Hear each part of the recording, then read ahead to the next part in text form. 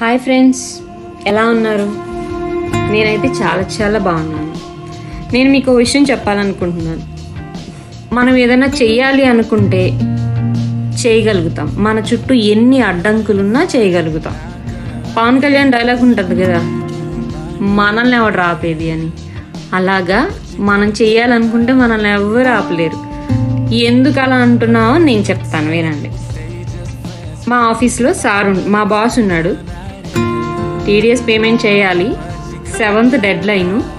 So OTP మా బాస్కి వెళ్తుంది. మా boss out of station, so ఈ కంట్రీలోనే లేడు. పేమెంట్ చేయాలి. నైట్ 9:40కి మా చిన్న బాస్ మెసేజ్ చేసి,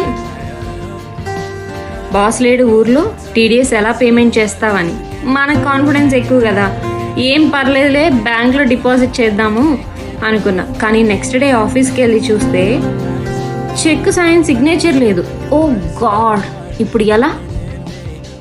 అటు బాస్కి ఓటీపీ వెళ్ళదు, ఇటు చూస్తేనేమో చెక్ లేదు. ఎలా? మనం అసలే ఏదైనా సరే డ్యూ డేట్కి ముందే ఫాలో అయిపోతాం. డ్యూ డేట్ వచ్చేదాకా వెయిట్ చేయమన్నమాట. సో ఎలా అని ఆలోచిస్తుంటే నా మైండ్లో ఉంది, ఎలాగైనా సరే పేమెంట్ చేసేయాలి ఎట్ ఎనీ కాస్ట్. కావాలని మా బాస్ 31st రోజు నాకు రిమైండ్ చేశాడు. అది నాకు తెలుసు ఆల్రెడీ. సో నేనేం చేయాలని ఆలోచిస్తున్నప్పుడు, సో లెట్ మీ ట్రై అని ఇంటర్నెట్ బ్యాంకింగ్ ట్రై చేశాను. పేమెంట్ రిక్వెస్ట్ ఆథరైజ్డ్ పర్సన్కి వెళ్ళింది.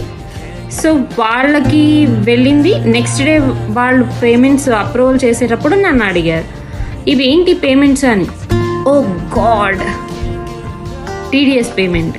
So okay, it is TDS payment. So approve